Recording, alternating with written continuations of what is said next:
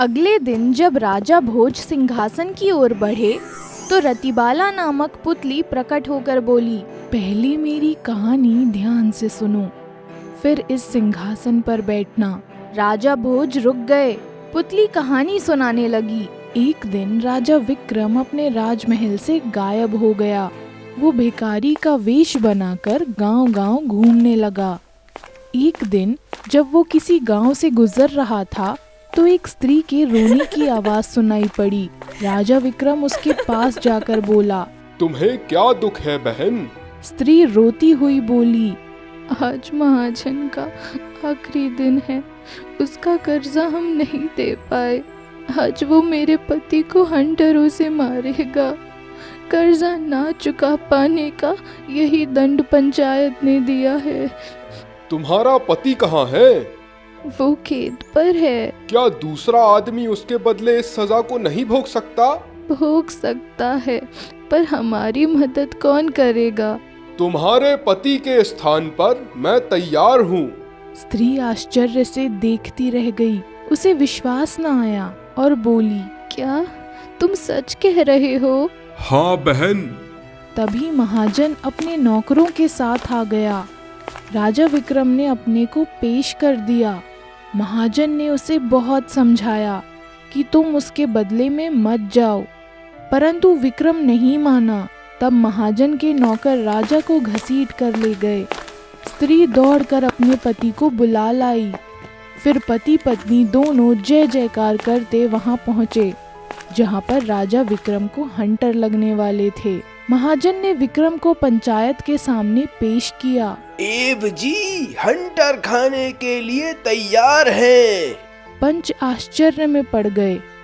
एक पंच ने राजा विक्रम को समझाया, क्यों बेकार में चमड़ी निकलवाता है, महीनों तड़पेगा। कोई बात नहीं। राजा शांत भाव से बोला, पंचायत का दंड मुझे मंजूर है। बात मान ली गई। भिखारी वेशधारी राजा विक्रम को टीले पर खड़ा किया गया। उसके कपड़े उतार लिए गए। अचानक उसके गले में हीरो का हार देखकर जल्लाद चीख उठा, अरे ये भिखारी तो हीरो का हार पहने हुए है। इस पर सारे पंच चौंक गए। अरे हीरो का हार गले में पहने हो और कोड़े खा रहे हो, इसे बेचकर ही रुपया चुकता कर डालो।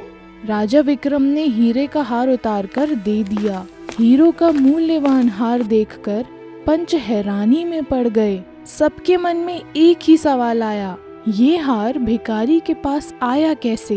राजा विक्रम से पूछताछ शुरू हो गई। राजा विक्रम ने कोई जवाब ना दिया। पंचों ने नगर कोतवाल को खबर दे दी।